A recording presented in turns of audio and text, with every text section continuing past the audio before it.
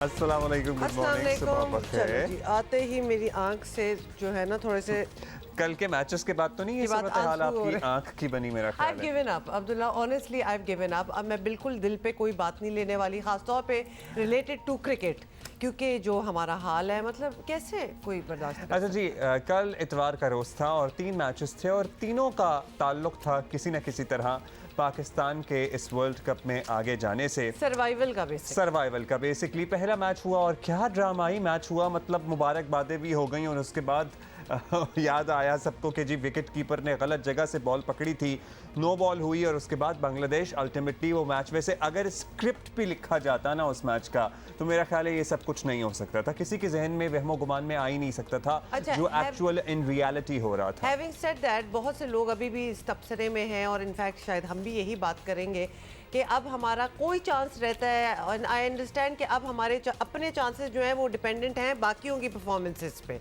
तो Abdullah, you are also from that school of thought कि आपको ऑल्सो ऑन द फैक्ट कि हमें जो बाकी मैचेस हैं जीतने हैं और इंडिया कल मैच साउथ अफ्रीका के हाथों हार गया। आगे अगर मगर का सफर तो है, लेकिन let's be honest and practical, it is almost over for Pakistan in this I don't world even cup. understand why are you holding on to that 1% कि जी कोई चांस बन चलें, सकता है। 1% को मैं जाने Be नहीं दूंगा हाथ realistic, से। there is no chance and I'm sorry। एक होता है कि कोई चांस ना हो, या जिस तरह अब्दुल्ला कह रहे हैं कि शायद थोड़ा सा, do we even deserve to be in the हाँ, play? that is questionable। ये क्वेश्चन है कि this is a championship, the best of the best are going to go ahead and win। हम उनमें आते हैं कि नहीं आते, तो लिहाजा Do we deserve कोई इस it or तरह not? चले जाएं या उस तरह पहुंच जाएं, do we even deserve to be there? अच्छा, that जिम्बाब्वे is वाला the big मैच जो है ना, question। चाहे हम 1 रन से हारे लेकिन अगर वो जीत जाते तो आज हम पॉइंट्स टेबल पे कहीं दूसरे नंबर पर मौजूद होते। खैर अगर हो जाता तो बहुत कुछ हो सकता था, लेकिन उस अगर मगर में हम नहीं पड़ते। अभी इट्स ऑलमोस्ट का मतलब है, आप 1% कह रही थी, इट्स मैं ज़रा बहुत ज़्यादा सुबह सुबह नए हफ्ते के आगाज़ पे दिल तोड़ना नहीं चाह रहा था, लेकिन रियलिटी चेक देना भी ज़रूरी है कि it is all 95% over Pakistan in this tournament. बाकी अगर कोई वाकई मौज़ा अल्लाह मियां ने लिखा हुआ है हमारी किस्मत में तो ठीक है, वील ऑल सेलिब्रेट इट, लेकिन हमें बहुत ज़्यादा होपफुल होना नहीं चाहिए। खैर ये सब कुछ हुआ, दूसरी तरफ इमरान खान का लॉन्ग मार्च जारी है और इमरान खान के लॉन्ग मार्च में कल एक हादसा हुआ और बहुत ही जाफिशानी से काम करने वाली लाहौर की एक हमारी कॉलीग, एक रिपोर्टर, जिनको हमने लिटरली अरसा दराज से when we started our career उस वक्त भी वो काम करती थी और उस वक्त भी उतनी ही लगन और तनदही से एक ही चैनल के साथ वो हमेशा से वाबस्ता रहीं।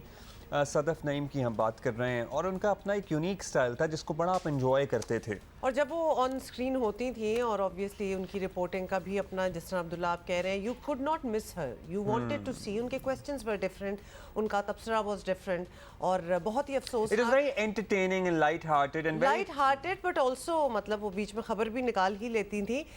लेकिन जिस तरह उनकी कल मौत हुई है, ऑब्वियसली वो कंटेनर जो इमरान खान का है, मार्च है, मतलब मैं सिर्फ ये सोच रही थी Abdullah, reporting is so risky.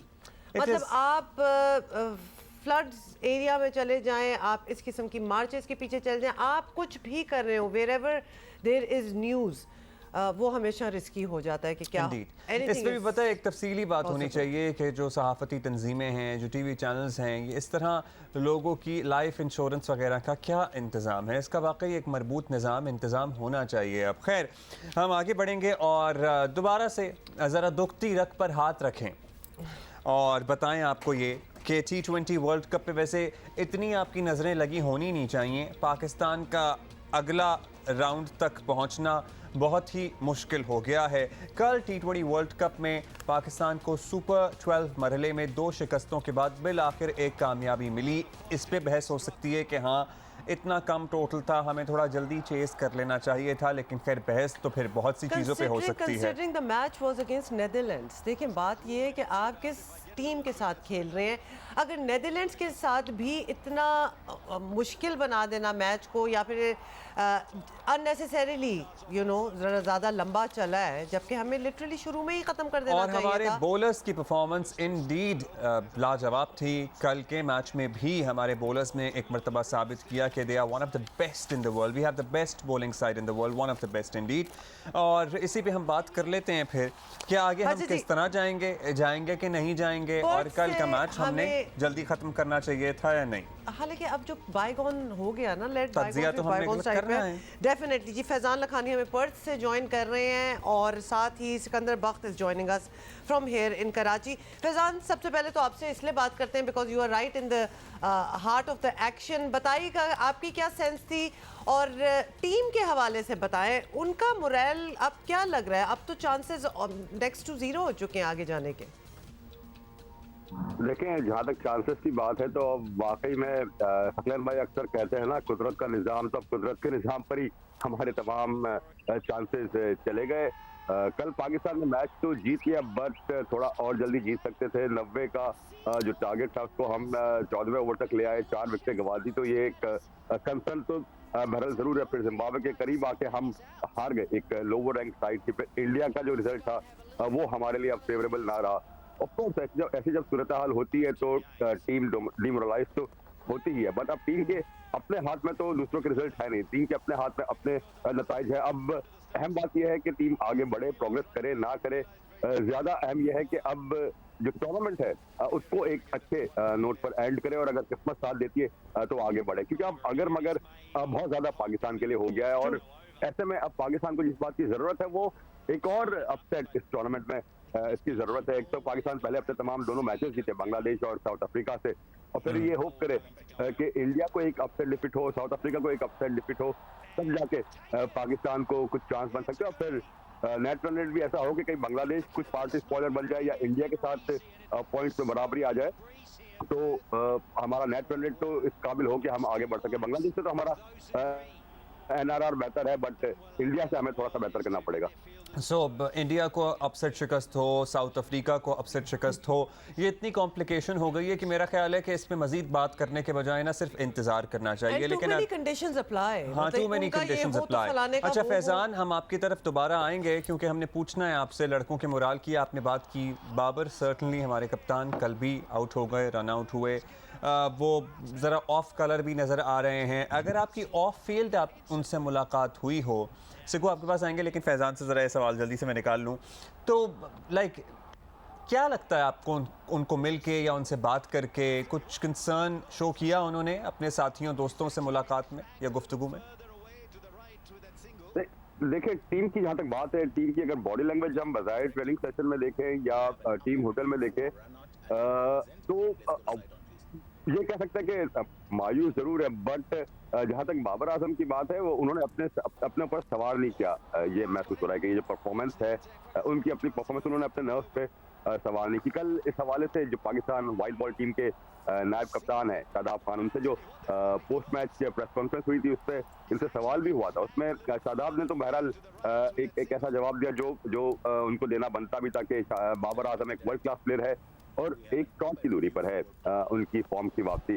खराब फॉर्म चल रही है और इसमें कोई शक नहीं है कि बाबर आजम एक बेहतरीन प्लेयर है, एक टॉप क्लास प्लेयर है और उनकी फॉर्म इस वक्त नहीं लगी हुई। लेकिन एक ऐसे मौके पर उनकी फॉर्म नहीं लगी जब पाकिस्तान टीम को उनके रन की बहुत जरूरत है। तो ये पाकिस्तान टीम को बड़ा एक धक्का यहाँ पर जरूर लगा है कि बाबर आजम रन नहीं कर पा रहे, रिजवान से इतने ज्यादा रन नहीं हो पा रहे। तो अब यहाँ पर हमें ये भी अंदाजा होता है कि स्टार्ट में इन दोनों के रन हमारे लिए कितने ज्यादा जरूरी हो जाते हैं। शायद हमारे जो मिडल का एक इशू है वो अब भी एग्जिस्ट कर रहा है और ये खुलकर ये बात सामने आई है इस टूर्नामेंट में कि अगर स्टार्ट हमारा अच्छा ना हो पाए तो फिर हमारे मिडल इतने ज्यादा आगे नहीं ले जा पाएगा। तो ये चीज हमने जिम्बाब्वे के मैच में भी देखी कि किस तरह हमने एक छोटे टोटल को। चलिए, आप बता रहे हैं कि बाबर अपने सर पे सवार नहीं कर रहे हैं वैसे। जी क्विकली जी फैजान। अब तक यहाँ पर्थ से सिडनी रवाना हुई तो जब टीम की रवानगी के हमने विजुअल्स देखे या जो साथी हमें एयरपोर्ट से जो पहुंच चुके, क्योंकि हमारी शाम की फ्लाइट है, कुछ साथियों की सुबह की फ्लाइट थी, तो एयरपोर्ट पर भी टीम का मोराल ये लग रहा है कि वो उन्होंने अपने जहन पर सवार नहीं किया जो भी इस वक्त की सिचुएशन है। अच्छा, फिर मुझे लगता है फिर हम ही लोगों ने मतलब अपने जहन पे सवार किया हुआ है, क्योंकि हम तो करते ही हैं बहैसियत पाकिस्तानी कौम। थोड़ा सा सवार कर भी ले अपने जहन पे तो कोई बुराई नहीं है, क्योंकि परफॉर्मेंस इतनी कोई खास भी नहीं है कि बिल्कुल ही टेंशन फ्री हो। मतलब आई एम नॉट सेइंग कि टेंशन के अंदर ही चलने। सिकंदर आपसे पूछते हैं कि थोड़ा सा तो टेंस हो ही जाना चाहिए। जी सिकू, हम वो फैजान आएंगे, आप सिकंदर को जरा शामिल गुफ्तगू कर लें। जी सिकंदर। जी पूछिए। हाँ जी, तो हम आपसे ये पूछना चाह रहे थे कि do we deserve even to be there अब इसके बाद वाली स्टेजेस पे, क्योंकि ज़ाहिर है एक वर्ल्ड कप है, दुनिया की बेहतरीन टीमों का मुकाबला है और हमारी परफॉर्मेंस तो है ही आपके सामने फिर। देखिए हमारे जो सेमीफाइनल का मार्च था ना, वो बिल्कुल जो आज़ादी मार्च चल रहा है उसी की तरह चल रहा है। स्लो स्लो धक्के में रुक जाता है, फिर रुक जाता है, फिर रुक जाता है, फिर रुक जाता है। तो इस सिकंदर, आप गलत बातें करेंगे ना तो फिर आपका सिग्नल टूटेगा, रुकेगा।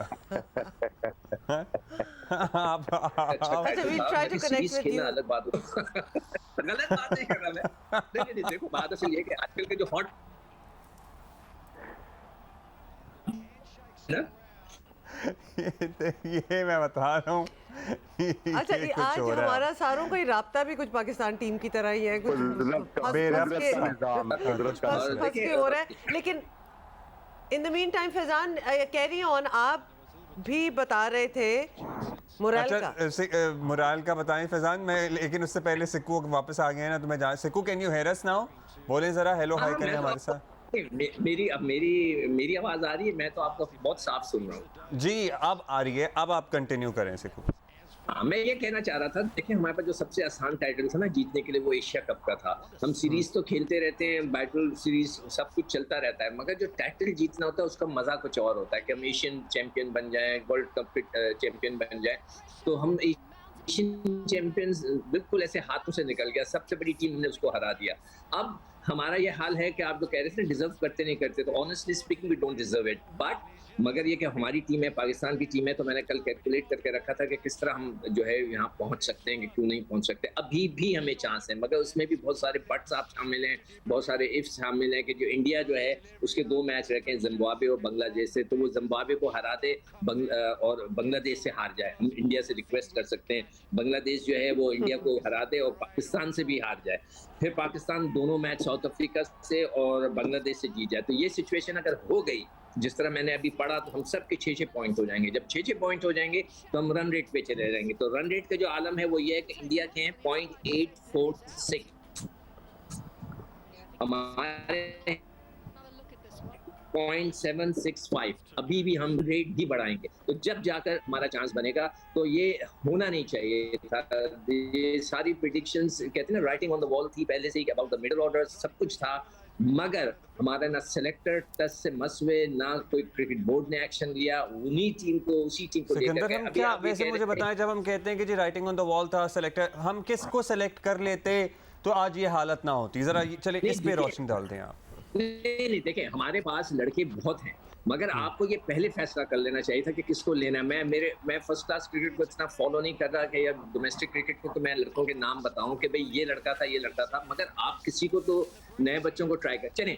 मैं कहता हूं कि आप इस टीम को पूरी लेके चल रहे थे, ओके एग्रीड, मगर फिर आप उनको प्रैक्टिस तो कराएं यार। नीदरलैंड के खिलाफ भी आपने बाबर से और उससे रिजवान से ओपनिंग कराई। इंग्लैंड के खिलाफ मैं बार बार कह रहा था कि यार 2-3 मैचों में इनको ऊपर खिलाओ ताकि इनको प्रैक्टिस हो, इनको पता तो चले कि वो किस जगह खड़े हैं, कितना प्रेशर होता है। उन्होंने कुछ नहीं किया। मतलब आप ये नहीं कर सकते कि सिर्फ बाबर और रिजवानी खेलते जाएं 16-16 ओवर वो खेल जाएं, बाकी लड़कों को तो आपने प्रैक्टिस ही नहीं दी। तो ये किसका फॉल्ट है? ये आपकी टीम मैनेजमेंट का फॉल्ट है कि आपको, मैंने कितनी दफा बोला कि आप रीशफल कर दें बैटिंग ऑर्डर को, नीचे वालों को ऊपर भेज दें ताकि उनको प्रैक्टिस तो मिले। आप लोगों ने कुछ नहीं किया इन लोगों ने, तो अब इसका तो नतीजा ये निकलना ही था। अब जो है मेरे ख्याल से they have to make some changes.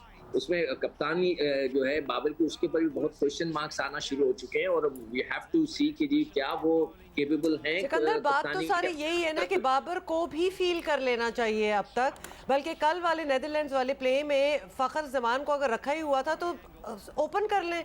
Rizwan and Fakhar could have come in first और बाबर अपने आप को आगे कर देते। सबसे पहले तो पाकिस्तान क्रिकेट बोर्ड को ये पॉलिसी बनानी चाहिए कि जो शख्स अनफिट हो जाए वो वापस आए और यहाँ आकर अपनी रिहैब करे, अपने आप को सही करे। ये क्या हुआ कि 3 लड़के अनफिट लेके आप कैरी कर रहे थे। अब मैं बार बार आप लोगों को कहता हूँ कि भाई आप इफ्तिखार से बॉलिंग, कल उन्होंने 1 ओवर नहीं कराई, हल्का मैच था, एक आधा उससे मैच करा लें। ये कप्तानी के फ्लॉ है। आपने आगे जाके किसी अच्छे इंपॉर्टेंट मैच में उसको 4 ओवर दे देने, 2 ओवर दे देने। देखिए कप्तानी के अब बहुत सारे फ्लॉज इंडीड सामने आ रहे हैं और मतलब शान को हम चौथे नंबर पर देख के सभी हैरान रह गए थे कि ये किस किस्म का फैसला है। बहुत शुक्रिया बहुत आपका। से फैसले क्वेश्चनेबल भाई थे। देखिए, बाबर जो है बहुत शुक्रिया फैजान, बहुत शुक्रिया जी, Sikandar. thank you Faizan, for thank you being Siku. with us। बात सारी वही होगी ना कि जी साउथ अफ्रीका के अगेंस्ट क्या होगा, बांग्लादेश, और किस तरह हमारा चांस बनता है। Forget it, the question is do we even deserve to be there. मतलब बड़ी सिंपल सी बात है, this is a game of the best of the best. मतलब न्यूजीलैंड जैसी टीम से अगर हम मैच हार रहे हैं और इस तरह से हार रहे हैं तो फिर हम क्या आगे जाएं और क्या आगे जाना। नेदरलैंड्स बाय द वे, सो ये सारी सूरत हाल है। और नेदरलैंड नहीं, जिम्बाब्वे वाले मैच की मैं बात कर रहा था। नेदरलैंड तो हम जीत गए ना, मतलब जिम्बाब्वे वाला मैच जिस तरह से हम हारे हैं, 1 रन से ही हारे हैं चाहे। अच्छा, किस तरह वन से मोर हारे हैं? पर्सपेक्टिव, थोड़ी सी और क्रिकेट की बात कर लें और उसके बाद चले जाएंगे आगे। साबिक कप्तान कौमी टीम मोइन खान हमारे साथ हैं। मोइन खान साहब, पाकिस्तान वाले ग्रुप की कमज़ोर तरीन अगर टीम हम तस्वर करें तो नेदरलैंड्स मानी जाती थी। जिस तरह के हम थोड़ा सा डर भी रहे थे, एक्सपेक्ट कर रहे थे कि हम ये मैच जीत तो गए, लेकिन जिस तरह जीते हैं इसके बाद तो मतलब थोड़ा सा क्वेश्चन ही उड़ जाता है। आपको लगता है कि हमारी टीम जो है वो साउथ अफ्रीका या बांग्लादेश को हरा भी सकती है कि नहीं?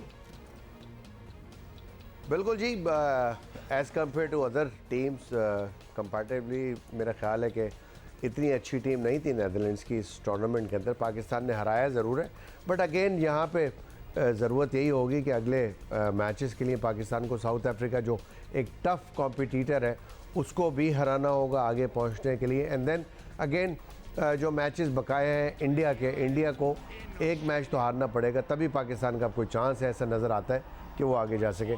और इस मैच में नो डाउट हम कन्विंसिंगली तो जीत गए, 4 विकेटें ज़रूर आउट हुई आपकी, बट आपने 14 ओवर में मैच ख़त्म कर दिया था। बट अगेन मेरा ख्याल है कि हम जो चीज़ लैक कर रहे हैं वो एक यूनिटी, एक टीम एफर्ट, वो हमें अभी तक नज़र नहीं आई इस टूर्नामेंट के अंदर, just because of that particular selection जो मिडिल ऑर्डर के लिए सिलेक्ट की गई इस टूर्नामेंट में। अच्छा मोइन भाई, अब इस मैच में ये चीज़ भी काफ़ी वाज़े नज़र आई कि शाहीन अफरीदी, फ़खर ज़मान खेल तो रहे हैं लेकिन वो मुकम्मल फिट नहीं है। मतलब फ़खर ज़मान कल एक मौका आया, दोबारा से लेट गए थे, मैंने सोचा कि पता नहीं लेट ही ना गए हों, लेकिन वो उठ गए उसके बाद वो fit अल्टीमेटली। नज़र नहीं आ रहे थे। अब आपको भी क्या यही तासुर मिला? हमें तो एटलीस्ट यही मिल रहा है। देखिए जी, अब वही बात आ गई है, फिर दुआओं पे आ गई है, बट कहीं पे भी कॉम्पिटेंसी पाकिस्तान टीम की नज़र नहीं आ रही। प्रीवियसली नो डाउट बहुत अच्छी पाकिस्तान टीम रैंकिंग में रही है, बट इन कंडीशंस के अंदर, इस सिचुएशंस के अंदर अगेंस्ट दीज ओपोनेंट्स पाकिस्तान की टीम एक्सपोज हो गई है। नॉट ओनली कि आपकी ओपनिंग पार्टनरशिप जो कंसिस्टेंटली 2 साल से रन कर रही थी वो रन नहीं कर सकी, but at the same time आपका मिडिल ऑर्डर भी टोटली कोलैप्स हो गया। तो ये एक बहुत ही अलार्मिंग सिचुएशन है इस वक्त पाकिस्तान की। और अब जो सिचुएशन बन रही है उसमें पाकिस्तान के लिए इंडिया को मैच हारना बहुत ज़्यादा ज़रूरी हो गया है, जो मैं समझता हूँ या एक तो बांग्लादेश या नेदरलैंड, किसी भी एक टीम के ख़िलाफ़ वो मैच हारेंगे तो ही पाकिस्तान का चांस है आगे जाने का इस टूर्नामेंट में। या साउथ अफ्रीका को आप हराएं और साउथ अफ्रीका नेदरलैंड से हार जाए तो ही पाकिस्तान का कोई चांस नज़र आ रहा है सेमीफाइनल में। तो बहुत मार्जिनल यहाँ पे मुझे लग रहा है कि अब पाकिस्तान के इस टूर्नामेंट में आगे बढ़ने के सेमीफाइनल के लिए चांसेस। शाहीन का जी हमने थ्रू आउट देखा है, शाहीन अपनी फॉर्म में, अपनी वो जो एक रिदम होता है एक फास्ट बॉलर का, जो वो इंजरी से पहले था उस तरह का रिदम हमें नज़र नहीं आया। फ़खर भी अनफिट थे, फ़खर को आपने बुलाया, लेकिन फ़खर के लिए मोस्टली एक्सपर्ट जो हमारे पैनल में थे वो यही बात कर रहे थे कि आप यहाँ पे थोड़ा सा कप्तान को ये इनिशिएटिव लेना चाहिए था कि जब आपसे रन्स नहीं हो रहे थे टॉप ऑर्डर के अंदर, तो यहाँ पे फ़खर को ज़रूर लेके आना चाहिए था as an opener, but unfortunately ये नहीं हो सका। मे बी शायद ये थॉट सामने आ गई हो कि एक हल्की ओपोनेंट है, अगर मेरी फॉर्म नहीं है तो मैं इनके ख़िलाफ़ नहीं रीगेन करूँगा तो किसके ख़िलाफ़ करूँगा। अनफॉर्चुनेटली फ़खर को आपने नंबर 3 खिलाया, और जो प्लेयर आपके लिए मोस्ट कंसिस्टेंट था प्रीवियस 2 मैचेस के अंदर, शान मसूद, उसका नंबर भी आपने आज चेंज कर दिया। तो अब वो अगले मैच में वो भी थोड़ा सा अनडिसाइसिव होगा जब वो रन नहीं कर सका, उसको आपने उसके नंबर से हटाया। तो यहाँ पे जो हम बात कर रहे थे थ्रू आउट के लीडिंग फ्रॉम द फ्रंट, वो कप्तान को ये इनिशिएटिव लेना चाहिए था, अपने आप को थोड़ा सा डिमोट करके नंबर 4 आना चाहिए था, फ़खर को ओपन कराना चाहिए। तो मेरा ख्याल है कि एक प्लानिंग का फुकदान नज़र आया मुझे। प्लानिंग का फुकदान आपको भी नज़र आया, बहुत शुक्रिया आपका मोइन आपने भाई। भी जिक्र किया, बहुत शुक्रिया। और हमारी यहाँ ये सूरत हाल है, as in cricket lovers, cricket fans, हम देखते फिर भी हैं, हम इसी उम्मीद में, इसी तवक्को में होते हैं कि कोई मुआवजा हो जाए। बट टू बी ऑनेस्ट, हाँ, अब जब भी वापस आएँ जो कि यकीनी ही है इस टूर्नामेंट में आधा ख़त्म करके वापस आना, एज इन आगे जाने के चांसेस कम हैं। बांग्लादेश और साउथ अफ्रीका से हमारे मैचेस बाकी हैं। सो हमें ओवरऑल करना चाहिए अपनी टीम को। कप्तानी के हवाले से बहुत सारे सवालात उठ रहे हैं, क्या उसमें तब्दीली का फ़ैसला भी होगा, नहीं होगा। अब क्रिकेट बोर्ड को संजीदगी से अगले आने वाले जो 50 ओवर वाला वर्ल्ड कप है उससे पहले कुछ, मेरा ख्याल है कि 50 तो सुन के पहाड़ी होमवर्क जैसा कर लेना चाहिए। जैसा साउंड करते हैं।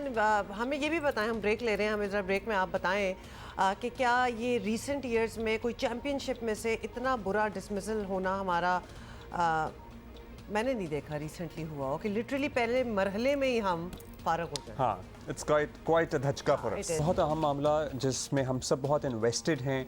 इसके जवाब सहाफ़ी बिरादरी को भी चाहिए, कौम को भी चाहिए। सहाफ़ी अरशद शरीफ के कत्ल की तहकीकात जारी हैं। जिन हालात में वाक़या पेश आया, इस पर कई सवालात उठे हैं। अफसोसनाक पहलू ये है कि इस वाक़े में जिनकी तलाश के लिए पाकिस्तान की तहकीकाती कमेटी इस वक्त केनिया में मौजूद है, वहाँ मुलाकात के बारे में बताया जा रहा है कुछ हक़ाइक़ जो हैं वो सामने आए हैं। उनकी मुलाकात हुई है इस वाक़े के अहम किरदारों वक़ार अहमद और खुरम अहमद से, और वक़ार अहमद ने बताया कि खाने के बाद अरशद शरीफ उनके भाई खुरम के साथ गाड़ी में निकले और इसकी फिर तफसील जो है वो बयान की गई है। हम एजाज़ सैयद हमारे स्पेशल कॉरेस्पॉन्डेंट हैं, एग्जैक्ट क्या इन दोनों से सवालों जवाब में तफसील सामने आई है ये हम एजाज़ से जानते हैं। Aijaz, instead of us telling, why don't you tell us कि ये जो खुरम और वक़ार हैं, इनसे जब पाकिस्तानी तफ्तीशकारों ने तफ्तीश की तो क्या बताया इन्होंने? ये क्या रिश्तेदार हैं, दोस्त हैं, इनका कोई ताल्लुक़ है सलमान इकबाल साहब से, ARY से या फिर KP गवर्नमेंट से?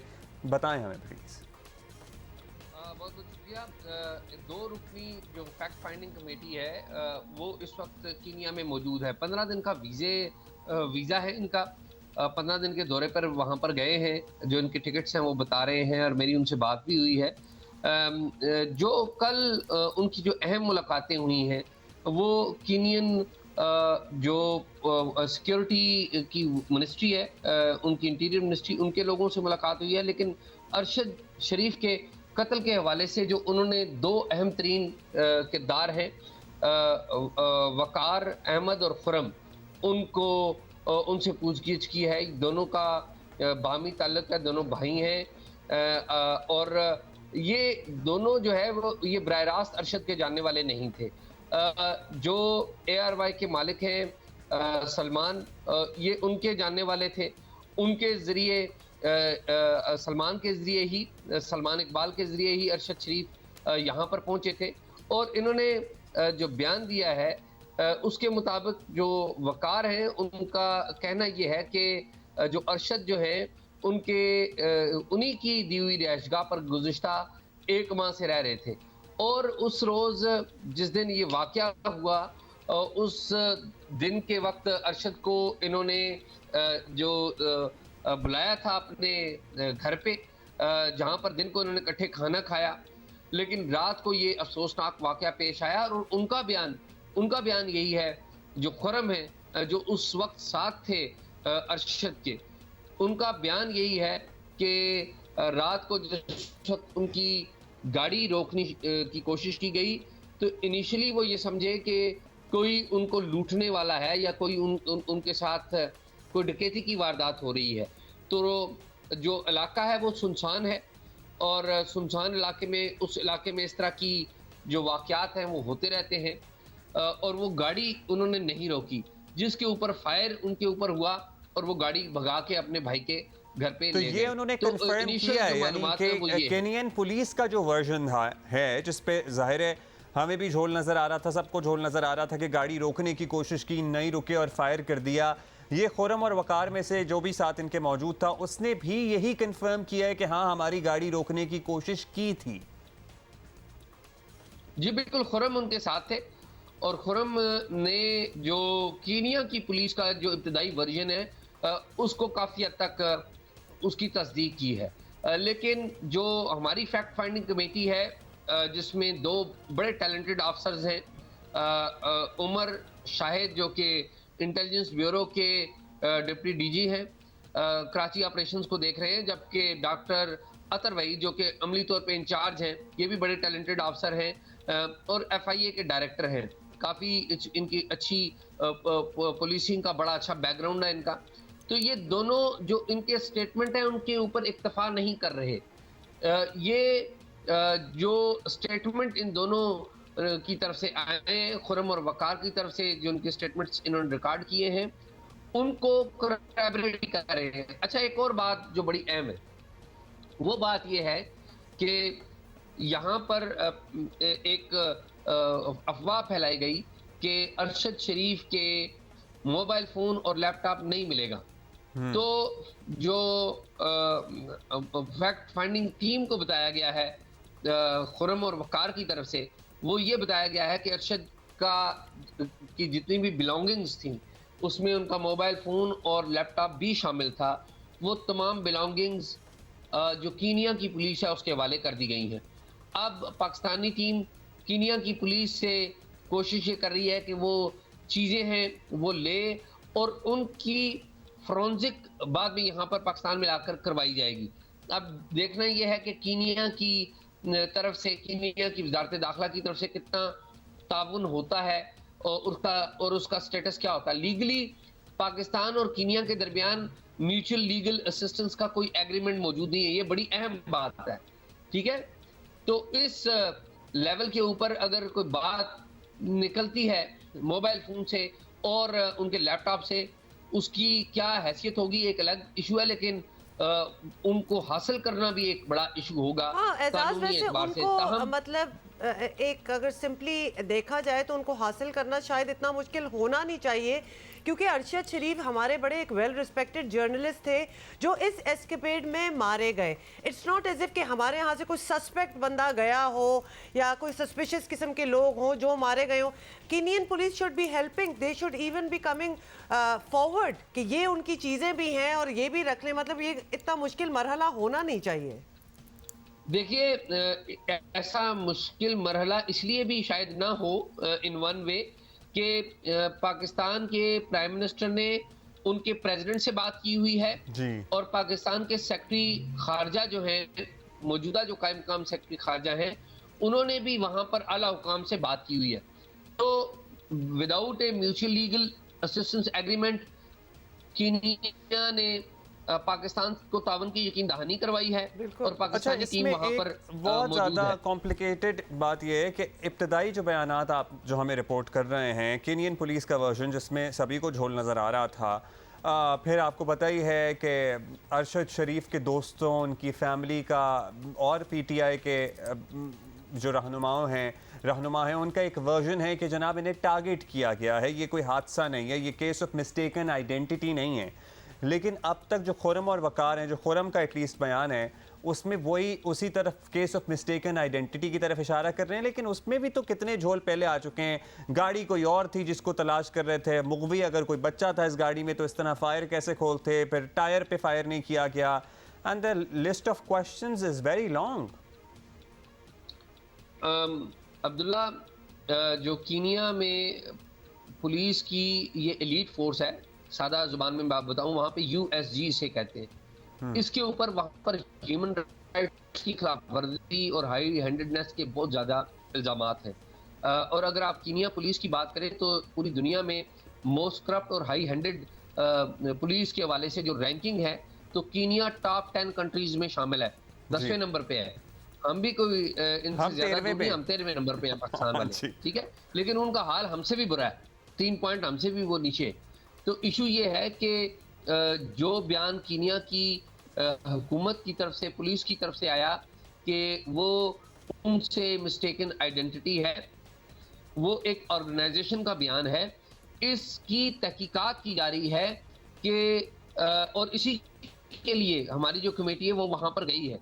ना सिर्फ कमेटी ये कि उस बंदे को आइडेंटिफाई करने की कोशिश करेगी जिन्होंने फायर किए हैं, बल्कि उनका बैकग्राउंड भी चेक करेगी और कीनियन हुकूमत से उनका बैकग्राउंड भी लेगी। ताहाल अभी तक चूंकि अभी फैक्ट फाइंडिंग का अमल जो है वो मिड में है, इसमें अच्छा, जो एक 30 नैरेटिव सेकंड में दिया अगर गया, आप ये बता सकें कि अब मेरे नज़र से नहीं गुजरी कोई ऐसी चीज़ सामने आई है पोस्टमार्टम में या किसी रिपोर्ट में, यहाँ भी उनका पोस्टमार्टम हुआ कि from which distance was he shot, मतलब ये क्लोज रेंज शॉट थे जो इनको गोलियां मारी गई या लॉन्ग रेंज से इन्हें गोलियां मारी गई, क्योंकि ये भी बहुत सारे सवालों का जवाब दे सकता है। अगर इस सवाल का जवाब मिल जाए बहुत सारा मौमा जो हल हो सकता है। उनकी रिपोर्ट आई है उसमें तो लॉन्ग रेंज सामने आई है। जो पोस्टमार्टम रिपोर्ट की बात कर रहा हूँ मैं, तो वो तो क्लियर हो गया है कि वो लॉन्ग रेंज शॉट से ही फायर हुए हैं। और ये जो अफवाहें थी कि जी क्लोज से मारा गया है, फिर एक और ये भी थी कि उनकी बिलोंगिंग्स नहीं मिलेंगे, तो ये ऐसा कुछ नहीं हुआ। जो फॉरेंसिक चीजें बता रही हैं वो तो कुछ डिफरेंट स्टोरी दे रही है। हाँ, अफवाह क्या, फैसल वोडा ने आके इस बारे में प्रेस कॉन्फ्रेंस करके बहुत अच्छा, सारी ये जो बातें की कमीशन थी, है तो एजाज, भी ये कंफ्यूजन क्रिएट एजाज की ये थी। जो कमीशन है इन्होंने ये भी पता किया कि what Arshad Sharif was working on, किस वजह से वो केन्या में थे, क्या प्रोजेक्ट था उनके पास, ऐसी भी कोई बैकग्राउंड मिली है? अच्छा, पहली बात यह है कि ये बात आपने सवाल करके बड़ा अच्छा किया। हाँ, याद ये रखा बात समझने की जरूरी है। पहली बात यह है कि ये कमीशन नहीं है। कमीशन अभी एक हाई कोर्ट के जज के पर मुश्तमिल कमीशन कायम होगा, ठीक है, वो उसकी फॉर्मेशन हो रही है। ये एक 2 मेंबर फैक्ट फाइंडिंग कमेटी है और इस कमेटी में इनिशियली आईबी और एफआईए के इन 2 अफसरान के हमरा आईएसआई का एक अफसर भी था, जिसे विड्रॉ कर लिया गया क्योंकि बहुत सारी जो अफवाह साजी हो रही थी और ये ख्याल जाहिर किया जा रहा था पाकिस्तान के जो इंटेलिजेंस के इदारे हैं उनके ऊपर भी इल्जाम लग रहे थे सोशल मीडिया के ऊपर, तो उन्होंने ये अपना अफसर है उसे विड्रॉ कर लिया ताकि ये जो फैक्ट फाइंडिंग का अमल है वो बिल्कुल दुरुस्त हो, इब्तदाई जो तहकीकात है बिल्कुल दुरुस्त हो। अब ये फैक्ट फाइंडिंग कमेटी है जो कि हकायक लेके आएगी। और दूसरी अहम बात ये है कि आपने कहा कि किस प्रोजेक्ट के ऊपर थे, वहां पर जो इन दोनों हजरात का बयान आया है वो ये है कि सलमान इकबाल साहब ने इन्हें रिक्वेस्ट की थी कि अरशद शरीफ को वहां पे रखें और अरशद शरीफ को बकौल सलमान इकबाल उनको कोई खतरात लाहक थे जिसकी वजह से कुछ अरसे के लिए अरशद शरीफ को वहां पर रखा गया था। वहां पर कोई पर्टिकुलर प्रोजेक्ट नहीं था, ताहम ये वो बात है जो उन्होंने स्टेटमेंट्स के थ्रू सामने आई है। ताहम अभी डॉक्टर अतर वहीद और उमर शाहिद हामिद ये जो लेंगे सामान इनसे, यानी कि लैपटॉप और उनका मोबाइल अरशद शरीफ का, उसका फॉरेंसिक किया जाएगा और उसमें से चीजें एजाज फोरेंसिक आने के बाद ही सब कुछ पता चलेगा। बहुत शुक्रिया फॉर स्पीकिंग विद अस। और ऑफ कोर्स बहुत से सवाल हैं और मतलब मेरे ही जहन में इतने सवाल हैं कि मैं अभी 5 और सवाल सोच के बैठा हुआ था। It will take a time for everybody to understand कि एक्चुअली हुआ क्या था। सो हम अभी आगे बढ़ेंगे और हम आपको तालीम के हवाले से कुछ बताना चाहते हैं। बाय द वे अभी वो बड़ा टेंशन वाला प्रोसेस भी चल रहा है ना, एफएफएससी वाला बच्चों का एडमिशंस का प्रोसेस जो है। हाँ, लेकिन एक और खबर है, अगर आप अच्छा। ना बुरा मनाएं, एक इंस्पिरेशनल स्टोरी है। शादी में निकाह नामे पर अंगूठा लगाना अनपढ़ शख्स के लिए बायस शर्मिंदगी बनने के साथ तालीम हासिल करने का एक जरिया भी बन गया। और अमजद अली ने शादी के बाद रात दिन मेहनत करके एमए इंग्लिश करके बच्चों को तालीम देना शुरू कर दी। ये स्टोरी का पैग है और सक्खर से हमें रिपोर्ट कर रहे हैं यासिर फारूकी। रोड़ी के निजी स्कूल में इंग्लिश पढ़ाते ये हैं अमजद अली, जो 2005 में 18 साल की उम्र में अपनी शादी के वक्त मिडिल पास होने के बावजूद बिल्कुल अनपढ़ थे। निकाहनामे पर साइन करने के बजाय अंगूठा लगाना पड़ा तो लोगों के दरमियान शर्मिंदगी के एहसास ने पढ़ाई की तरफ रागिब कर दिया। 2005 में मेरी शादी हुई थी, मेरी एज थी 18 साल। तब मैं बिल्कुल अनएजुकेटेड था and I was unable to write my own name. मौलाना साहब ने सिग्नेचर के लिए बोला था, तब मैं अपने सिग्नेचर नहीं कर पा रहा था, तो लाफिंग हुई थी, वहाँ से मुझे शर्मिंदगी हुई थी। अमजद अली ने शादी के बाद गुर्बत और तमाम घरेलू जिम्मेदारियों का बोझ उठाने के साथ साथ ABC से पढ़ाई का आगाज़ किया तो शुरू में मायूसी का सामना करने के साथ दर दर की ठोकरें भी खाना पड़ी, लेकिन जब जज्बा और लगन सच्ची हो तो ख्वाब शर्मिंदा ताबीर ज़रूर होते हैं। आफ्टर गेटिंग मैरिज जब मैं पढ़ रहा था तो तब लोग यही कहते थे कि भाई अभी आप शादीशुदा हैं, अभी आप पढ़कर क्या करेंगे। लेकिन ट्यूटर के पास गया था मैंने कहा सर मैं आपके पास पढ़ना चाहता हूँ, तो उसने मुझे कहा कि चलो भाई व्हाट इज़ योर नेम, यही पूछा यहाँ पर अपना नाम लिखो, तो वो मुझे पता नहीं था कि व्हाट इज़ योर नेम का क्या मतलब होता है। तो उस उस्ताद ने कहा था कि बेटा आप मुझसे कहीं ज़्यादा होशियार है, आप किसी और उस्ताद के पास जाएं जहाँ कर पढ़ें। मिडिल पास थे, बाद में मैंने एक प्राइवेट साइड से एग्ज़ाम दिए थे, 9th-10th की थी, फिर फर्स्ट ईयर इंटर और इस तरह BA किए, फिर मैंने MA इंग्लिश वो रेगुलर साइड से की थी। आज अमजद अली रोड़ी के निजी स्कूल में इंग्लिश समेत दीगर मज़ामीन पढ़ाने के साथ अहले इलाका के गरीब बच्चों को भी मुफ्त तालीम देते हैं और बेहतरीन मोटिवेशनल स्पीकर भी माने जाते हैं। ऐसे बच्चे जो हैं हमारी बस्ती के लिए, हमारे मोहल्ले के लिए जो हैं बड़े फ़ख्र वाले बच्चे हैं, ताकि दूसरे देखकर इसे जो है मतलब सबक हासिल करें और इसी तरह मेहनत करें जिस तरह के अमजद ने मेहनत करके ये मकाम हासिल किया।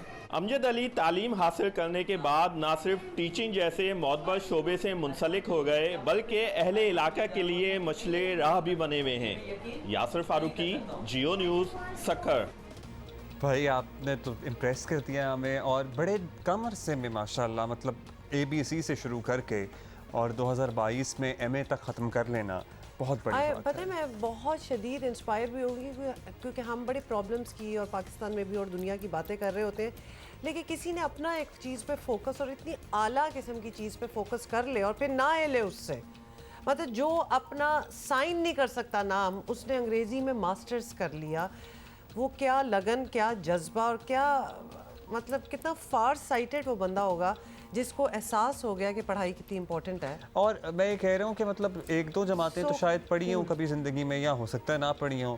मतलब वो बता रहे थे कि मुझे व्हाट इज़ योर नेम तक का मतलब नहीं पता था, और मैं ये गारंटी दे सकता हूँ कि हमारा जो सरकारी निज़ाम तालीम है उसमें अभी भी 5वीं 6वीं में भी चले जाएँ, बहुत बाज़ सब में नहीं लेकिन बाज़ इलाकों में तो बच्चों को व्हाट इज़ योर नेम का मतलब नहीं पता होगा। और भाई अंग्रेज़ी जिसको बिल्कुल ही ना कुछ आता हो उसके लिए तो एक नई लैंग्वेज है ना, जैसे आज हमें बिठा के जी कहें कि फ्रेंच सीख लो या स्पेनिश या चाइनीज़ या व्हाटएवर, मतलब बिल्कुल ही एक एलियन ज़बान आपके लिए, और आप उस पर अबूर हासिल कर लें, which is amazing। मुझे ऐसी अच्छा जी, कहानियाँ बड़ी पसंद हारिस है। ने कल ज़बरदस्त बॉलिंग की थी और उनकी बॉलिंग से एक खिलाड़ी ज़ख्मी हो गए थे जिनके गाल के ऊपर वाला हिस्सा काफ़ी मुतासर लग एक्चुअली रहा था। गाल क्या, वो पूरी पता पूरी है, जो- अगर ये हेलमेट ना होती फिर तो वो आँख उनसे को जाके जाने मिल की। के आए, उनकी खैरियत दरियाफ्त की है, और ये देखें ना,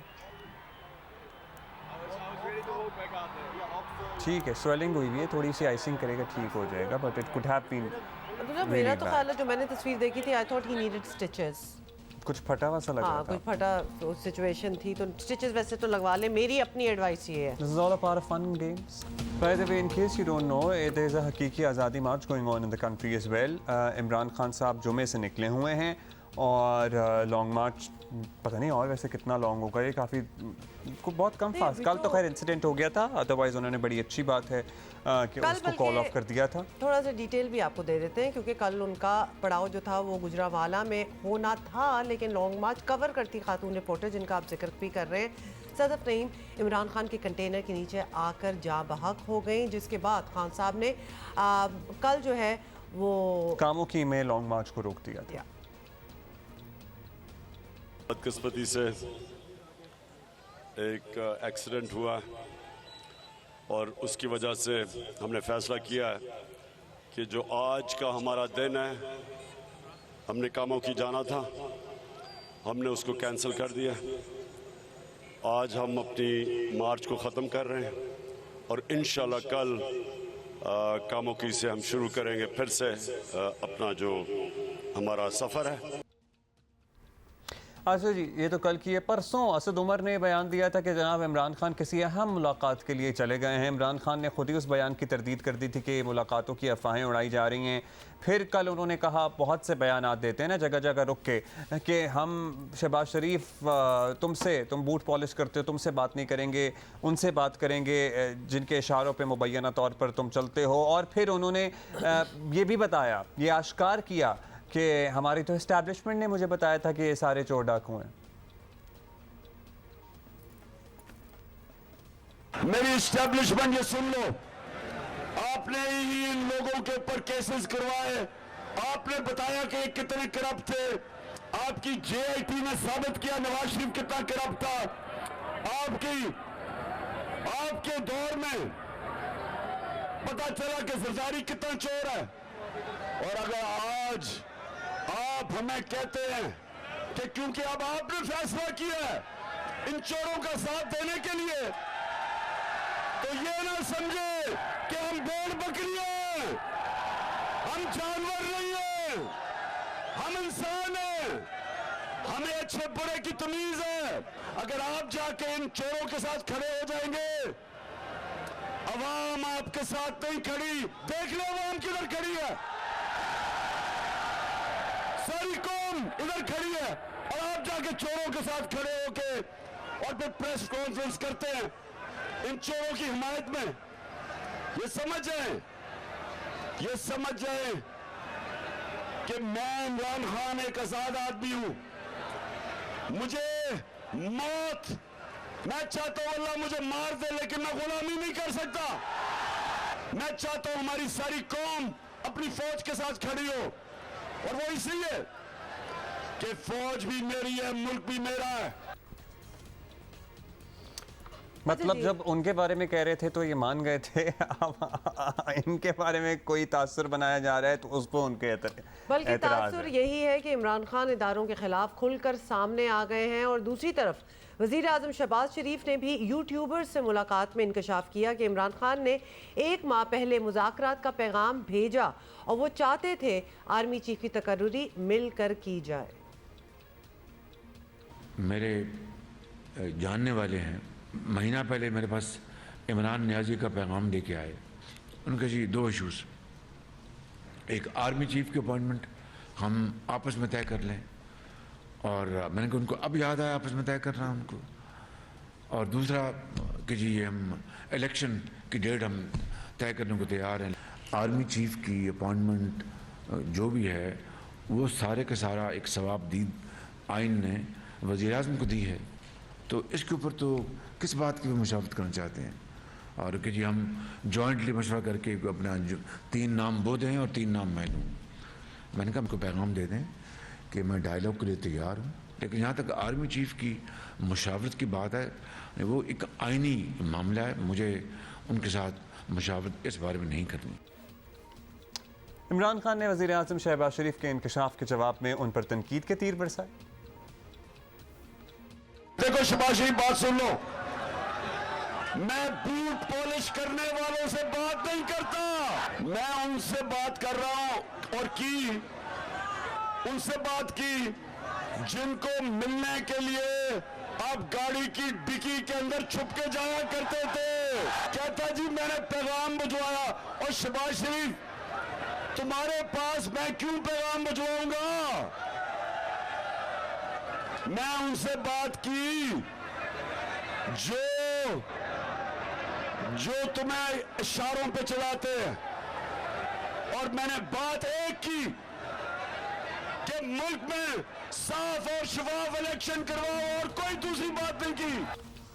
मेरा जो है ना सर चकरा जाता है। एक तरफ ये सिविलियन सुप्रीमेसी के लिए जंग कर रहे हैं और हकीकी आज़ादी हासिल करना चाह रहे हैं, और ये चाहते हैं कि आवाम का जो फैसला वही हो, और फिर कह रहे हैं कि मैं सियासतदानों से या वज़ीर आज़म से बात नहीं करूँगा, उनसे बात करूँगा जिनसे तुम इस्टेब्लिशमेंट से बात करूँगा। तो फिर ये समझ नहीं आता कि ये किस से है इनकी लड़ाई, और उस लड़ाई में ये उसी से बात करना शुरू हो जाते हैं जिनका आईनी किरदार इन मामलात में कोई नहीं है। यही तो सारी बात है।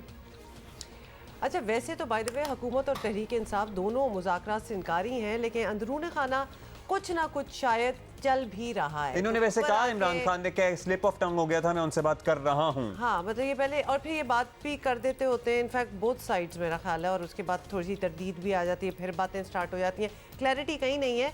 वज़ीर आला पंजाब चौधरी परवेज़ इलाही का बयान भी सामने आया है कि बैकडोर मुज़ाकरात हो रहे हैं, तो साथी भी यही सारी बातें कर रहे हैं। और 2 रोज़ पहले इमरान खान की किसी अहम मीटिंग से मुतालिक भी खबरें सामने आई थी। अच्छा जी, हमें ज्वाइन किया है तज्ज़ियाकार सीनियर एंकर मुनीफ फारूक ने, उनसे भी बात करेंगे, लेकिन इससे पहले ज़रा हुकूमती मौक़िफ़ लेते हैं। उनसे भी बात कर लेंगे, लेकिन मेरा ख्याल है उससे पहले हमें मलिक अहमद खान साहब जी, मलिक अहमद खान साहब मौक़िफ़ ख़ुसूसी हैं वज़ीर आज़म के, उनसे बात करते हैं। बहुत शुक्रिया खान साहब। खान साहब, पहले तो ये बात कर लेते हैं कि इमरान खान के एक बहुत सारे अहम बयान हैं, और एक बयान ये अहम सामने आया है कि कहते हैं इस्टेब्लिशमेंट ने बताया था भाई कि ये पीपल्स पार्टी, मुस्लिम लीग नून वगैरह चोर हैं, उन्होंने केसेस बनवाए, उन्हीं की JIT ने इनको साबित किया। जब इमरान खान के ख़िलाफ़ कुछ मतलब क्या किया जाए अब? क्या आप कुछ करने का इरादा रखते हैं? जब वो कहते हैं कि मैंने कुछ नहीं किया, ये तो इस्टेब्लिशमेंट ने किया था, तो फिर आप लोग उनके पीछे क्यों पड़े हुए हैं सर? इमरान खान जो पिछले 3 साल से तकरीरें कर रहे हैं वो सारी झूठ हैं। वो सुबह उठ के जो शोर मचाते हैं, उनका खुद अपना ये अब अगर स्टेटमेंट है कि मुझे तो कुछ पता ही नहीं और ये मुझे किसी ने बताया और मैंने किया, तो वो फिर आप बेसिकली क्या कह रहे हैं पिछले 3 साल से कि मैं एनआरओ नहीं दूंगा और मैं कुछ ऐसा नहीं करूंगा। हम तो फ्रॉम डे 1 ये कह रहे हैं कि आपको ABC भी नहीं पता। हम डे 1 से ये कह रहे हैं कि आप बिल्कुल झूठे और बेबुनियाद मुकदमात बनाकर और उसके ऊपर आप एक पूरा बयानिया तश्कील दिया, स्टेट के सारे रिसोर्सेज झोंके, 7 to 11 अपने लोगों को बिठाया टीवीज़ के ऊपर और उसके बाद एक आपने पूरा मीडिया ट्रायल शुरू किया।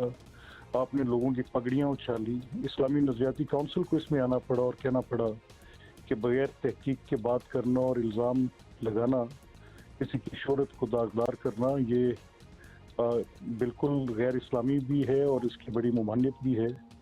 कोर्ट्स में से जजमेंट्स आती रहीं। सुप्रीम कोर्ट ने चीख कर एक बार नहीं कई अपनी जजमेंट्स में ये कहा कि विदाउट एविडेंस लोगों को ट्रायल पे डालना और फिर स्टेट का और प्रोसिक्यूशन का फेलियर होना कि वो कोई एविडेंस प्रोड्यूस नहीं कर सकी।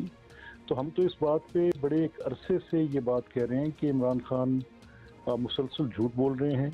उनके अपने सियासी अज़ाइम हैं, वो पॉलिटिकल विक्टिमाइजेशन करना चाहते हैं। तो अब कौन इस बात को सुनेगा जब 4 साल आपने एक ही तकरीर रोज़ खड़े होकर की और जब अमली तौर पे शवाहिद और सबूत आए तो पता ये चला कि आपके पास 50 अरब रुपए की एक स्ट्रोक ऑफ पेन के साथ आपने करप्शन की। चलिए, ये तो आपने बता दिया, लेकिन एक कंसर्न है। ये बताइएगा कि इमरान खान साहब का लॉन्ग मार्च जो है वो तो ऑब्वियसली चल ही रहा है, ज़ोरों शोर से भी चल रहा है। जो वो चाहते हैं एटलीस्ट वो हो रहा है और अब उन्होंने बिल्कुल वाजे कर दिया है कि मुज़ाकरात नहीं होंगे। अब हुकूमत भी मुज़ाकरात नहीं करना चाहती। ये तो अच्छी बात नहीं है। जब तक बातचीत नहीं होगी तो बात आगे कैसे बढ़ेगी? सियासी मसाइल मुज़ाकरात से ही हल होते हैं, तो इसके बारे में कुछ करना तो पड़ेगा आप लोगों को। देखिए, सियासी बात तो सियासी लोगों से की जा सकती है ना। अब मैं तो इमरान को फ्रॉम डे 1 कोई समझता नहीं। ठीक है, आज उनकी एक सूरत हाल ऐसी बनी है कि जिसमें उन्होंने एक सेगमेंट ऑफ सोसाइटी को अपनी कल्ट फॉलोइंग पे लगाया हुआ है, लेकिन ये one speech in our part of world makes the difference. आप देखेंगे कि ये बहुत जल्दी टूटेगा और मेरा ये यकीन है कि इसकी ग्राउंड रियलिटी कोई नहीं है और ये वक्ती तौर पर एक ऐसी पोजीशन ज़रूर है, लेकिन ये बिल्कुल हवा के एक बुलबुले की तरह होगा। ये ऐसे फटेगा। मलिक साहब, ये भी बता दीजिएगा कि हम देख रहे हैं कि पंजाब हुकूमत मुकम्मल न्यूट्रल ना सही, मगर ऐसा लग रहा है कि कोई एक्स्ट्रा ऑर्डिनरी मदद भी नहीं कर रही है खान साहब की। इम्प्रेशन यही आ रहा है। तो क्या आप लोग कुछ राब्ते में हैं पंजाब गवर्नमेंट से इस सिलसिले में? देखिए, चौधरी परवेज़ इलाही के मुतल्लिक मैं ये तो ज़रूर कह सकता हूँ कि वो इस वक्त बिल्कुल इमरान के साथ उनकी पार्टी की पूरी सपोर्ट है। उनके अपने पास तो अपनी पार्टी के वो वोट्स हैं जिनके उनके प्रेसिडेंट भी नहीं कहते कि इनको वोट दें, तो गालिबन फिर वो उन्हीं वोट्स पे खड़े हैं जिसमें इमरान है। तो वो अब किसको डिसीव करेंगे? अगर इमरान को करते हैं और इमरान के साथ नहीं जाते तो प्रॉब्ली ये भी उनके लिए एक मुश्किल फैसला होगा।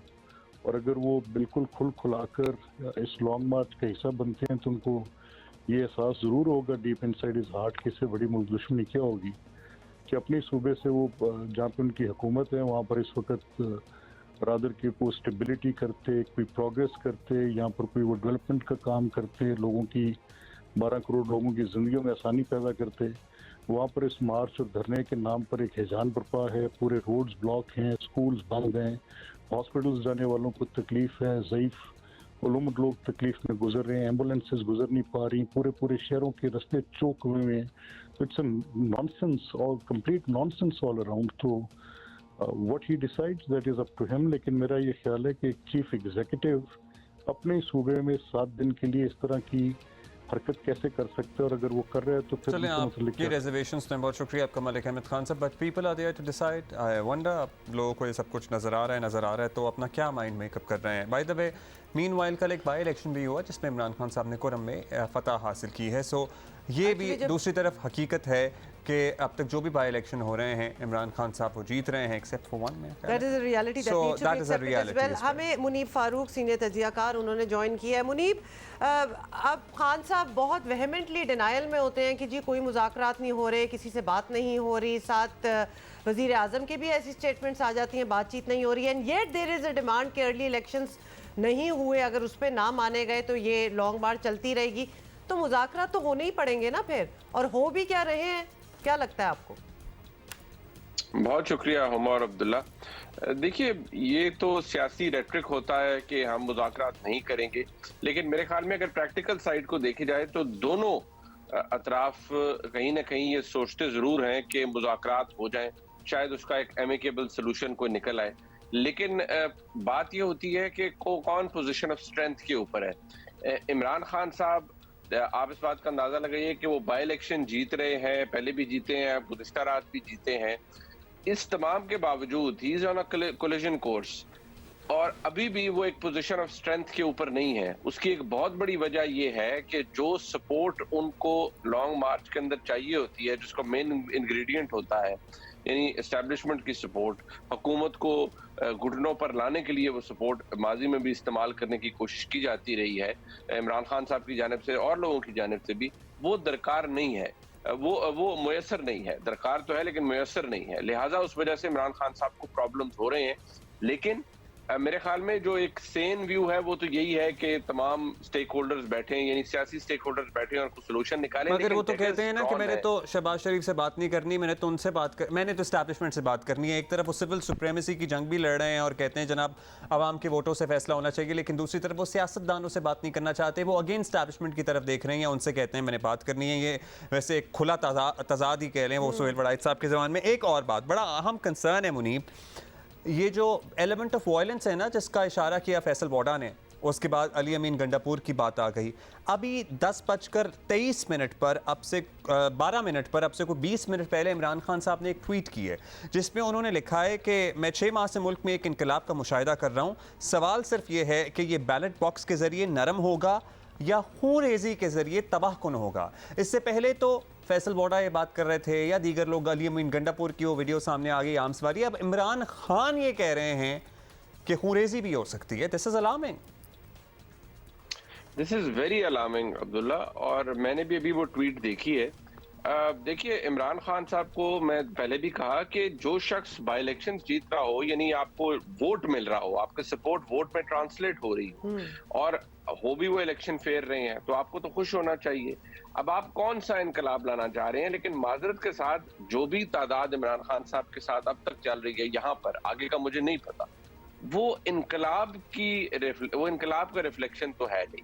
वो तो ठीक है, लोग आते हैं, इमरान खान साहब एक कदावर शख्सियत हैं, वो उनके लिए साथ खड़े होने के लिए या उनको सपोर्ट करने के लिए आ जाते हैं। ना ही इस लॉन्ग मार्च का वो तर्ज है कि कुछ लाखों लोग इसके अंदर इस वक्त मौजूद है, ऐसा तो नहीं है। और इनकलाब तो ऐसे आ नहीं रहा और ना आ सकता है। आम आदमी खुद को उसका ईंधन बनाने के लिए क्यों आएगा? लेकिन ये जो खूनी इनकलाब और इस टाइप की जो बातें हैं, फिर इमरान खान साहब को जो खूनी इनकलाब हैं या जो असल इनकलाब हैं, आई एम श्योर उन्होंने उसके बारे में तालीम हासिल कर रखी है, पढ़ रखा है, उसके इंग्रेडिएंट्स ही कुछ और होते हैं। वो तो बड़े सेल्फलेस से काम होते हैं। वो उस टाइप के जो इनकलाब थे वो दे वर स्प्रेड ओवर ईयर्स। अब इमरान खान साहब चाहते हैं मैं यहाँ से निकला हूँ, हफ्ते के अंदर मैं इनकलाब ले आऊँ और मैं मजबूर कर दूं पाकिस्तान की एस्टैब्लिशमेंट को कि हुकूमत को गर्दन से पकड़ के कहे कि चलो भाई उतरो अपने अपने ओहदों से और इमरान खान के लिए सब साइड पर हो जाओ और इलेक्शन करवा लो। क्योंकि इमरान खान एक पॉजिटिव, एक पॉपुलर मूवमेंट लीड कर रहे हैं और उनको लग रहा है, और राइटली लग रहा है, कि वो इलेक्शन जीत जाएंगे। ये काम अब शायद कोई इमरान खान साहब के लिए डिलीवर नहीं करेगा। जितना ऑफेंस इमरान खान साहब ने कर दिया है अगेंस्ट पाकिस्तान एस्टैब्लिशमेंट, वो भी इमरान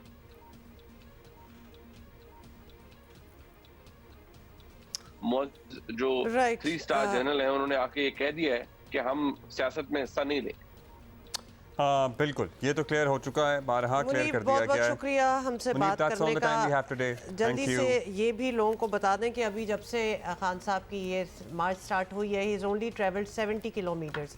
थोड़ा थोड़ा लग रहा है ना कि गोल गोल ही घूम रहे हैं, बट वो मोमेंटम जिसकी बात हो रही है वो इस तरह पिक नहीं हो रही कि वो रात को लिटरली जो ये मार्च है ये ख़त्म हो जाता है, लोग अपने घर चले जाते हैं और जहाँ ख़त्म होता है वहाँ सुबह से दोबारा ज्वाइन करते हैं। तो थोड़ा सा अजीब नौयत का ये मार्च है। अच्छा, by the way, Imran Khan जिस अवामी समंदर का जिक्र कर रहे हैं वो उस तरह नहीं उमड़ आया इस मार्च में, अब तक तो नहीं है। उनकी पॉपुलर सपोर्ट है और सर्टनली इसका मतलब ये नहीं है कि उनका वोटर नहीं है, उनका वोटर भी बहुत ज़्यादा है, लेकिन उस तरह से प्रोटेस्टर नहीं है उनके साथ सड़क पे निकला हुआ। फैक्चुअल बात स्टेट की जा रही है कि ऑन द ग्राउंड क्या हो रहा है। और कराची में आपको पता है स्ट्रीट क्राइम तो हमेशा से ही होते हैं और बड़े शहरों का मसला ये रहा भी है, लेकिन कराची में खौफ की फ़ज़ा ऐसा लग रहा है। जो कुछ देर के लिए बादल छटे थे ना, वो बादल अब दोबारा से मंडलाते हुए नज़र आ रहे हैं, लेकिन हालिया दिनों में एक ख़तरनाक ट्रेंड परवान चढ़ रहा है। बहुत ही मतलब इसके बारे में क्या बात भी क्या करें, लेकिन आपने ये खबर सुनी भी होगी कि शहरी खुद कानून हाथ में लेने लगे हैं और मुबैना मुलजमान को पकड़कर मुश्तल हजूम की सूरत में वहीं तशद्दुद करके जान से मार दिया जाता है, अंदाज़ा करें। और इसी की लपेट में आकर गुज़िश्ता दिनों मच्छर कॉलोनी में एक टेलीकॉम कंपनी के 2 मुलाजमीन जान से हाथ धो बैठे और मुश्तल हजूम ने उन्हें अगवा कर समझते हुए अगवाकार समझते हुए बिल्कुल कि ये बच्चों को और लड़कियों को किडनैप कर रहे थे बेसिकली। और एक ऐलान किया गया था मुबैना तौर पर, फिर उस शख्स को भी हिरासत में लिया गया। सो किसी के खिलाफ भी कोई भी प्रोपेगेंडा करके किसी की जान के पीछे पड़ सकता है, किसी की जान के दर पे हो सकता है और पुलिस वहाँ नहीं पहुँचती। अक्सर ऐसे जब आप सिचुएशन देखते हैं तो वीडियोस भी सामने आती हैं, not necessarily in this one, देखिए पुलिस साइड पे खड़ी भी होती है, तो कभी कभार ये भी सोचा जाता है कि भाई आके बचाओ। ये केस तो चले है, केस पे क्वेश्चन मार्क है कि ये जो 2 टेलीकॉम कंपनी के मुलाजमीन थे ये मोस्ट लाइकली अगवाकार नहीं थे, लेकिन बहुत सारे केसेस जो गन पॉइंट पे लोग लूट रहे होते हैं, डाकुओं को पकड़ लेते हैं अल्टीमेटली और फिर उनको वहीं मार मार के मार देते हैं। अच्छा, अफजल शिगरी फॉर्मर IGP सिंध हमारे साथ बिल्कुल, उनसे सबसे पहले तो आपसे यही बात कर लेते हैं कि अब यहाँ एक चीज़ ये हम आपने सुनी लिया सिचुएशन किस पे बात हो रही है कि एक चीज़ नज़र आती है कि शहरी स्ट्रीट क्रिमिनल्स को पकड़ में तो ले ही लेते हैं और फिर उसको मार पीटना शुरू कर देते हैं, छोड़ते भी नहीं है। खुद कानून जो है वो हाथ में लेना मामूल सा बन गया, तो जाहिर है कि ये बिल्कुल नहीं होना चाहिए। तो क्या ये अमल पुलिस पर मतलब उनको पता है कि अगर ऐसी सिचुएशन वो देख लें तो उनको रोकना चाहिए, उनको कोई इंस्ट्रक्शंस हैं, कोई इस पे SOP है उनके पास? ये सिर्फ पुलिस पे नहीं है, ये रियासत पे अदम एतमाद है कि वो लोगों की जान की हिफाजत नहीं कर सकते। ऑन ग्राउंड लोगों की जान की हिफाजत नहीं की जाएगी। ऑन ग्राउंड जब तक स्ट्रीट क्रिमिनल को पकड़ा नहीं जाएगा, जब तक इन लोगों को सजाएं नहीं होंगी, तो ये इस किस्म के हालात आपके सामने आएंगे जो कि निहायत नामुनासिब हैं और ट्रेजिक है। और मैं समझता हूँ कि ये एक वार्निंग है इस बात की कि ये आपका लॉ एंड ऑर्डर जो है, आपकी का अमन व अमान जो है, उसका एक ब्रेक डाउन की तरफ ये इशारा करता है। लिहाजा इसको बहुत सीरियसली लेना चाहिए। एक तो इस किस्म की जो वाक़यात हैं उनके ऊपर सख्त कार्रवाई होनी चाहिए, लेकिन उसके साथ साथ ये भी देखना चाहिए कि कौन से इलाके हैं कि जहाँ पे ज़्यादा स्ट्रीट क्राइम हो रहा है और उसको एड्रेस करने की ज़रूरत है प्रोफेशनली। अच्छा अफजल साहब, शहरियों ने शिकायत, शहरी जो बेसिकली कहते हैं जी एक फ्रस्ट्रेशन है जो इस वजह से हुई है कि निज़ाम इंसाफ ऐसा है कि ज़मानत मिल जाती है, फिर इन्हीं लोगों को फिर वो दोबारा चोरी डकैती पे लग जाते हैं। तो क्या हल है इसका? क्या इसका ये हल हो सकता है कि स्ट्रीट क्राइम में भी इंसदाद दहशतगर्दी की दफ़ात शामिल कर दी जाए? लेकिन टू बी ऑनेस्ट ये भी क्या ही हल है, ज़मानत इनकी मुमकिन ना हो, शायद शहरियों को फिर शायद कुछ इत्मीनान हो, क्योंकि अभी तो इतने वीक केसेस होते हैं कि दोबारा 8 महीने बाद अपने काम पे लग जाते हैं ये लोग। नहीं, मैं ये बिल्कुल नामुनासिब है कि आप दहशतगर्दी का जो कानून है उसको आप इस्तेमाल करने की कोशिश करें स्ट्रीट क्राइम के लिए। हमने पहले भी ये किया है और उसका नतीजा ये हुआ है कि जो एक कानून जो पास किया गया था सिर्फ दहशतगर्दी के लिए, उसकी मिसयूज की वजह से उसकी हिफाजत खत्म हो गई और ना तो वो लोग जो कि दहशतगर्दी में नहीं थे, उनको दहशतगर्दी में आपने पकड़ा, वो भी, उनको भी सजाएं नहीं हुई। और पुलिस की और सारे लॉ एनफोर्समेंट कोर्ट्स की जो अटेंशन थी वो चली गई, वो दहशतगर्दी के जो वाक़यात थे उसकी तरफ से डाइवर्ट हो गई, और आपको दहशतगर्दी के जो उनको डील करना वो मुश्किल हो गया। तो ये बिल्कुल नहीं होना चाहिए। स्टेट क्राइम के लिए अलहदा मैं समझता हूँ कि एनेक्टमेंट होनी चाहिए, लेजिस्लेशन होना चाहिए, और उनको फौरी और समरी पनिशमेंट्स होनी चाहिए। बहुत शुक्रिया अफजल शिकरी साहब। बात यह है कि किसी के साथ जब बुरा होता है ना, कोई स्ट्रीट क्राइम होता है, तो दिल तो यही चाहता है कि इसी वक्त इसका हिसाब किताब हो जाना चाहिए। वो देर लगना और इतना लैक ऑफ फेथ हो चुका है कचहरियों में और इस सारे किस्से में कि यू वांट कि इसका फैसला अभी हो जाए, लेकिन ये गलत बात है, क्योंकि जो मच्छर कॉलोनी में हुआ वो तो फिर कोई भी इसकी लपेट में आ सकता है। मतलब कोई तस्दीक करने के लिए तो इंतज़ार करता नहीं है, और वहाँ ऑब्वियसली मारपीट और फिर मारे जाते हैं लोग। तो ये बहुत अजीब किस्म का एक एटमॉस्फेयर जो बन गया है भाई। फिर इसी लोगों तरह को इंसाफ चाहिए भी है, और किसी को अगवाकार बना दो या किसी पे तौहीन मज़हब का कोई इल्ज़ाम लगा दो और हुजूम बस उसके पीछे पड़ जाता है। तो हमारा लेवल ऑफ फ्रस्ट्रेशन और वायलेंस की हम बात कर रहे हैं ना, ये केस स्टडी है कि कोई भी सोसाइटी अगर वायलेंस के ऊपर उतर आती है तो उसके पीछे बहुत से अवामिल मौजूद होते हैं, और उस पर भी गौर होना चाहिए। हाँ, मतलब लेकिन इस हम सबको लिटरली फ्रॉम टॉप लीडरशिप एक दूसरे को सब्र और तहम्मुल का सबक दें और ये खून रेजी की बातें ना करें। और कानून तो हाथों में वैसे ही नहीं लेना ना, मतलब उस तरफ तो आप सोचें भी ना। क्योंकि आपको पता है कि मेरे तो लिटरली कान खड़े हो गए इमरान खान साहब की ट्वीट पढ़ के, क्योंकि कल तक ये लोग कह रहे थे कि जनाब ऑपोजिशन प्रोपेगेंडा कर रही है और कौन सी खून रेजी और कौन सा वायलेंस और कुछ भी ऐसा नहीं होगा और हम तो पुरअमन एहतजाज करेंगे। अब इमरान खान साहब ने आज सुबह दिन का आगाज़ ही इस ट्वीट से किया है कि तो नरम इनकलाब होगा या फिर अदरवाइज खून रेजी होगा। Choice of words matter, he put it down there, तो किसी वजह से स्टोरी कर रहे थे ना कि शादी के बाद उस शख्स ने एमए इंग्लिश कर लिया। तो मैं बता रहा था आपको कि आजकल बच्चों को बड़ी टेंशन पड़ी हुई है कि यहाँ पे भी एडमिशन्स का सिलसिला चल रहा है एज एन एंट्री टेस्ट, वो लिस्टें आने वाला टाइम हो गया है, सो वो लिस्टों में नाम आता है या नहीं आता। बात ये है कि बहुत से बच्चे जो कि यहाँ नहीं कहीं एडमिशन वगैरह मिलता, और क्योंकि उनके ग्रेड्स भी इतने अच्छे नहीं आए होते फॉर व्हाटएवर रीजन, बाहर उनके ऑप्शंस फिर भी होते हैं, आपको पता है, मिल जाते हैं। तो अगर वो अफोर्ड कर सकते हैं तो वो बाहर भी जा सकते हैं। आबिदी साहब हमारे साथ हैं, और आबिदी साहब आपसे सवाल भी यही है कि कुछ वालिदैन सवाल कर रहे हैं कि अगर उनके बच्चे किसी वजह से हाई स्कूल, ए लेवल, ओ लेवल वगैरह में अच्छे ग्रेड्स हासिल नहीं कर सकते और वो बैरून मुल्क तालीम हासिल भी करना चाहते हैं, तो उनके लिए क्या ऑप्शन है? अगर आपके ग्रेड्स इंटरमीडिएट में सही नहीं आए हैं तो आप क्वालिफाई ना कर पाए, लेकिन अगर आपने बैरून मुल्क जाना है तो फिर आपके पास कुछ ऑप्शंस अवेलेबल हैं। ऑप्शंस क्या अवेलेबल हैं कि कुछ ऐसे अच्छे एजुकेशन ग्रुप सामने आए हैं जिन्होंने एक्सेस या ब्रिजिंग कोर्स या दूसरे मानों में फाउंडेशन प्रोग्राम्स को क्रिएट किया है, डेवलप किया है। ये वो फाउंडेशन प्रोग्राम्स हैं जो उन बच्चों को जो कि अपने हाई स्कूल में अच्छे ग्रेड्स नहीं ले सके, उनको मदद करते हैं ताकि वो डायरेक्ट जो है वो एक फाउंडेशन करने के बाद डिग्री में चले जाएं और 3 साल कर लें, या बहुत सारे अब ऐसे प्रोग्राम्स आ गए हैं जहां पर आप यूनिवर्सिटी का ही इंटरनेशनल प्रोग्राम ईयर 1 करते हैं, जो कि बिजनेस में हो या इंजीनियरिंग में हो या हेल्थ साइंसेज में हो। आप उसे करने के बाद ईयर 2 में चले जाते हैं, और आपको ये जानकर बड़ी खुशी होगी कि तमाम बड़ी रैंकिंग यूनिवर्सिटियां भी ये फाउंडेशन प्रोग्राम्स एक्सेप्ट करती हैं। पाकिस्तान के अंदर ये फाउंडेशन प्रोग्राम जहाँ तक मेरे इल्म में है सिर्फ Sindh board of technical education ने यूनिवर्सिटी कराची को दिया है, और वो लोग भी इसी तरह का फाउंडेशन प्रोग्राम कराते हैं, लेकिन मालूमात ज़रूरी है। बड़ी मुफीद आपने मालूमात दी हैं, थैंक यू आबिदी साहब। आई होप के जो बच्चे देख रहे हैं उन्हें हेल्प हुई हो। अभी हम फ़ौरन से आगे बढ़ जाएंगे क्योंकि वक्त का मुकाबला सख्त कामों की से आज दोबारा से हकीकी आज़ादी मार्च का सिलसिला शुरू होना है।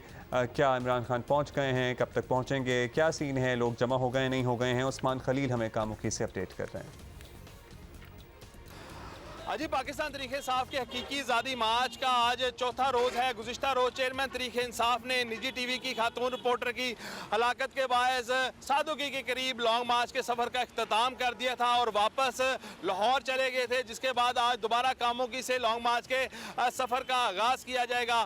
सिटी सदर खालिद अजीज़ लॉन के मुताबिक चेयरमैन तरीके इंसाफ 11 बजे के करीब जमान पार्क लाहौर से कामोगी के लिए रवाना होंगे और 12 बजे कामोगी से दोबारा लॉन्ग मार्च के सफ़र का आगाज़ किया जाएगा। अगर बात की जाए आज के रूट की, तो आज लॉन्ग मार्च 20 किलोमीटर का चांदा किला चौक तक सफ़र तय करेगा। सबसे पहले जो है चेयरमैन तरीके इंसाफ मकामी रहनुमा अली वकील खान और बिलाल एजाज के जो इस्तकबालिया कैंप पर पहुँचेंगे। वहाँ से खिताब करने के बाद जो उनका अगला खिताब है वो मोड़ इमनाबाद पर इस्तकबालिया कैंप पे होगा और आज का आखिरी जो है उनका खिताब चांदा किला चौक में होगा, जिसके बाद आज के सफ़र का इख्तिताम हो जाएगा। जबकि मकामी क़यादत के मुताबिक आज भी चेयरमैन तरीके इंसाफ का भरपूर अंदाज में इस्तकबाल किया जाएगा और कारकुनों की कसीर तादाद जो है सड़कों पर चेयरमैन तरीके इंसाफ के लॉन्ग मार्च का हिस्सा बनेगी। ठीक है, बहुत शुक्रिया आपका उस्मान। सो इमरान खान अभी कुछ देर में जमान पार्क से दोबारा निकलेंगे and he will travel all the way to Kamoke. कर रहे हैं एक्चुअली जो लोग हैं who are part of this march are also going back and forth, वो रात को चले जाते होते हैं। हाँ, फिर नए शहर से मेरा ख्याल है नए लोग ज्वाइन कर लेते होंगे, यही होता होगा, ज्वाइन कर लेते होंगे या फिर वही वाले आ जाते होंगे। मतलब कोई ऐसा इंतजाम नहीं है क़याम ताम का। बहुत ही अनोखी नौयत की ये मार्च है क्योंकि these are the first times we are hearing कि they are not constantly there, वो आते जाते रहते हैं सारे। सीरीज ऑफ जलसास के अब मैं ये सोच रहा हूँ कि इमरान खान साहब कब तक जमान पार्क तक वापस जाते रहेंगे, किस पॉइंट तक एज एन, क्योंकि फिर वो भी दूर पड़ जाएगा, वो भी दूर पड़ना शुरू हो जाएगा। हाँ। लेट्स सी कब तक क्या होता है। मेरा ख्याल है गुजरात गुजरावाला से शायद ना आए। थोड़ी सी update on our cricket team, मतलब जैसा भी खेल रहे हैं तो अभी वही ना, there are some matches left. तो आज बता दें कुछ आपको विजुअल्स दिखाने हैं पर्थ से सिडनी जाते हुए, ये लेटेस्ट विजुअल्स हैं उनके कुछ सामने आए हैं और टीम जो है जैसे हम पहले ही मतलब हम स्पेकुलेट भी कर रहे हैं, सस्पेक्ट भी कर रहे हैं कि इतने तो एक होता है ना बड़े आप कॉन्फिडेंट होते हैं, you know what you are doing. We are not expecting that level of confidence at the moment because they have not been doing that great. तो डीमोरलाइज तो डेफिनेटली हुए ही होंगे। कोई है हमारे पास, अच्छा इनको देख के नहीं लग रहा कि ये डीमोरलाइज हुए हैं एट ऑल, ये तो काफ़ी हीरो लग रहे हैं। तो ये तो बड़ी कोई पोर्ट्रेट पिक्चर हो गई है। अच्छा जी, नसीम शाह और Naseem Shah does look a little bit down मेरा ख्याल है क्योंकि उदासी के एक्सप्रेशन आपको नजर आ रहे हैं। This is one of his big you know tournaments और इनको वैसे कुछ थोड़ा सा उदास होना चाहिए। आई लाइक हिज एक्सपेक्टेशंस बहुत ज्यादा हैं। I think submarine Rolex by the way, after his injury तो उनको थोड़ा सा इन फॉर्म इतना वापस नहीं आए जितना हम एक्सपेक्ट कर रहे थे। शाहीन शाह अफरीदी की बात कर रहे हैं हम लोग। हाँ। आज है जी ऑस्ट्रेलिया आयरलैंड का मैच और आपको पता है कि ऑस्ट्रेलिया को जीतना ही पड़ेगा बिकॉज अदरवाइज ये जीत चुके थे, हारे थे और आयरलैंड के पॉइंट सिस्टम में पॉइंट्स ज्यादा हैं, चौथे नंबर पे। So imagine that. तो आज वाला तो इनको जीतना इस ग्रुप में न्यूजीलैंड टॉप पे है, फिर इंग्लैंड दूसरे नंबर पर है और ये सारी सीन है, सूरत हाल है। अभी हमारे पास टाइम है नहीं हमारे पास टाइम भी नहीं है और हम टॉप पे नहीं है ना, तो इसलिए ये कॉन्वर्सेशन मुझे अच्छी नहीं लग रही। We will see you tomorrow इंशाल्लाह।